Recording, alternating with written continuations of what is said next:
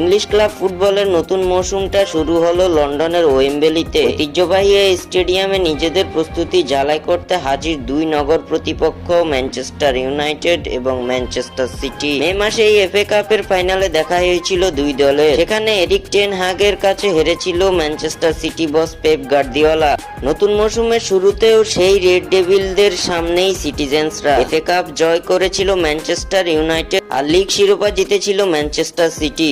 সেই সুবাদে কমিউনিটি শিল্ডের ফাইনালে দেখা হয় দুই দলের, আর তাতেই নাটকীয় এক ফাইনালে দুইবার পিছিয়ে পড়েও শিরোপা জিতল ম্যান সিটি। এক গোলে শেষ হওয়া ম্যাচে 7-6 ব্যবধানে পেনাল্টিতে জয় নিশ্চিত করে সিটিজেন্সরা। ম্যান সিটির এই জয়ে বিশাল ভূমিকা রেখেছে ব্রাজিলের দুই তারকা এডারসন ও সাভিও। ম্যাচের প্রথম 20 মিনিট পার হলো ডিমেতালে, কোনো দলই পরিষ্কার সুযোগ পায়নি। অপেক্ষাকৃত তরুণদের নিয়ে গড়া ম্যান সিটি অবশ্য এগিয়েছিল। তরুণ জেমস ম্যাকাটে